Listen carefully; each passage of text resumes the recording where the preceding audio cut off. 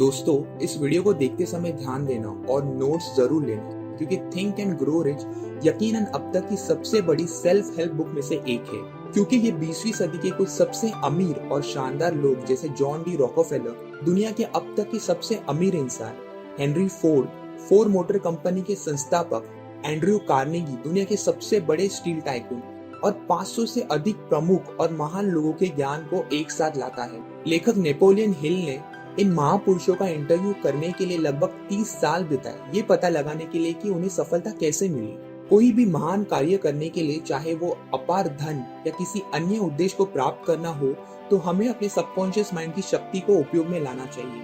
और वो कैसे करेंगे, यही हम इस वीडियो में चर्चा करेंगे। हम सभी के दो माइंड होते हैं, एक चेतन मन और एक अवचेतन मन, जिसे हम इंग्लिश में कॉन्शियस माइंड और सबकॉन्शियस माइंड कहते हैं।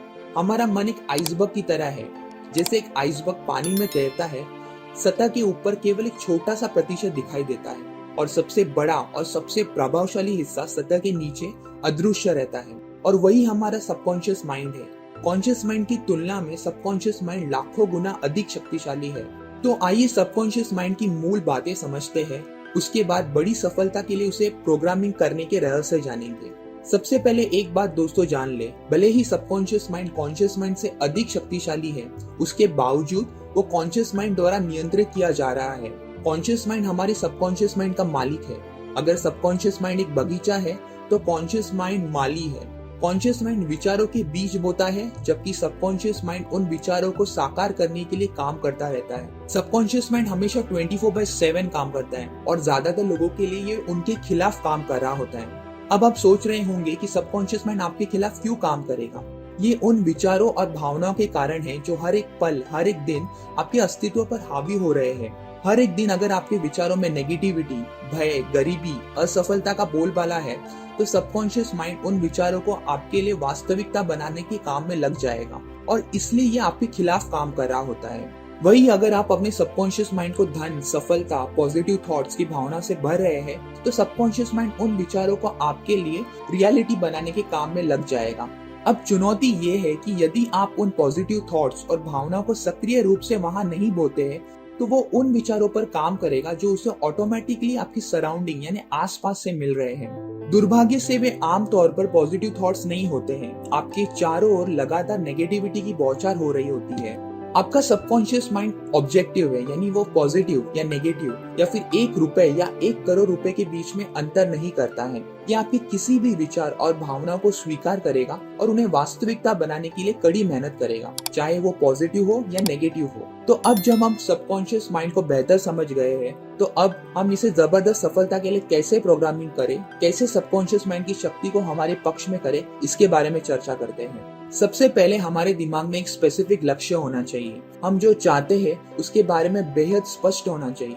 उद्देश्य या अंतिम लक्ष्य जितना स्पष्ट होगा, उसे प्राप्त करना उतना ही आसान होगा। जब हमें स्पष्ट अंदाजा है कि हमें क्या हासिल करना चाहते हैं, तो हम उसे सबकॉन्शियस माइंड में प्रोग्राम कर सकते हैं। फॉर एग्जाम्पल, मैं अमीर बनना चाहता हूँ के बदले आपका लक्ष्य होना चाहिए कि मैं हर महीना 5 लाख या 10 लाख रुपए कमा रहा हूँ। बहुत ही सटीक आपका लक्ष्य होना चाहिए। यदि आप अस्पष्ट है अपने लक्ष्य के बारे में, तो आपको सबकॉन्शियस माइंड से वास्तविक मदद नहीं मिलेगी। बहुत से लोग अमीर होना या वजन कम करना चाहते हैं, लेकिन उनके लक्ष्य इतने अस्पष्ट है कि वे लगभग बेकार है। सबकॉन्शियस माइंड के प्रशिक्षण में ऑटो सजेशन दूसरी सबसे महत्वपूर्ण बात है। ऑटो सजेशन, जिसे हम अफर्मेशंस भी कहते हैं, ऐसे स्टेटमेंट जो आप स्वयं को देते हैं। एक बार जब आप तय कर ले कि आपका लक्ष्य क्या है, तो आपको उस आदेश को अपने सबकॉन्शियस माइंड में बार बार दोहराना होगा। फॉर एग्जाम्पल, अगर आप 1 साल में 1 करोड़ रुपए कमाना चाहते हैं, तो आपका अफर्मेशन होगा, मैं बहुत खुश और आभारी हूँ कि मैंने 1 साल में 1 करोड़ कमाए हैं। आपके सबकॉन्शियस माइंड को प्रोग्राम करने के लिए तीसरी महत्वपूर्ण बात है विजुअलाइजेशन। मतलब आपको अपने लक्ष्य की मानसिक छवि का निर्माण करना होगा आपके दिमाग में। सबकॉन्शियस माइंड को प्रोग्राम करने के लिए हमें अपने लक्ष्य का ऐसा दृश्य बनाना होगा जैसे कि लक्ष्य पहले ही पूरा हो चुका है। हमारे पास पहले से वो है जो हम चाहते हैं। यदि आपका लक्ष्य 1 साल में 1 करोड़ रुपए कमाना है, तो कल्पना करें कि आपने वो लक्ष्य को हासिल कर लिया है। आपके बैंक अकाउंट में 1 करोड़ रुपए है। तो जब भी आप अफर्मेशंस बोलेंगे, उसी वक्त आपको विजुअलाइज भी करना है कि आपका लक्ष्य पूरा हो चुका है। अपने सबकॉन्शियस माइंड को प्रोग्राम करने के लिए चौथी महत्वपूर्ण बात है भावनाओं की शक्ति का उपयोग करना।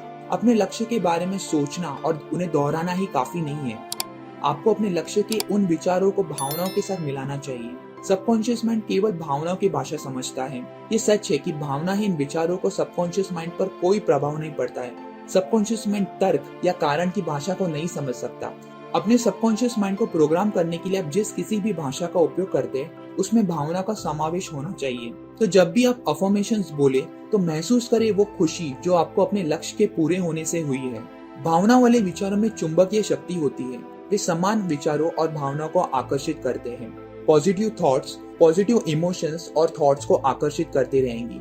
तो आपका काम नेगेटिव और अशक्त विचारों और भावनाओं के प्रभाव को कम करना है। आखिर में दोस्तों, किसी भी चीज को हासिल करने के लिए एक बर्निंग डिजायर होना बहुत जरूरी है।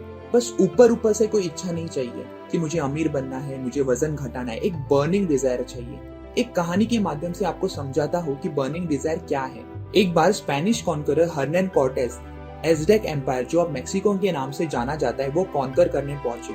जब हर्नन कॉर्टेस का जहाज एज़टेक साम्राज्य पर पहुंचा तो उन्हें बहुत ही जल्द समझ में आया कि उनकी सेना दुश्मन की सेना के मुकाबले बहुत ही ज्यादा कम है, लगभग 100 के मुकाबले 1 है। लेकिन उसका एज़टेक सेना से लड़ने और उस क्षेत्र को जीतने का स्पष्ट इरादा था। इसलिए उन्होंने अपने आदमियों को अपनी नावों को जलाने का आदेश दिया।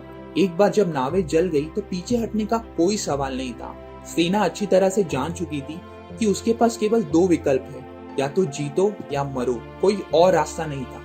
इससे उनके अंदर एक जुनून पैदा हुआ जीने के लिए, जीतने के लिए, और इसलिए उसकी सेना ने युद्ध जीत लिया। तो दोस्तों, आपके अंदर भी एक जुनून होना चाहिए, कुछ करने का, कुछ हासिल करने का।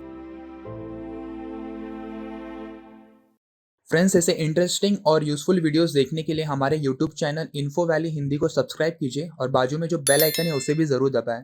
तो जब भी हम नया वीडियो डालेंगे आपको पता चल जाएगा। वीडियो अच्छा लगा तो उसे लाइक कीजिए और अपने फ्रेंड्स के साथ भी जरूर शेयर कीजिए। Thank you so much.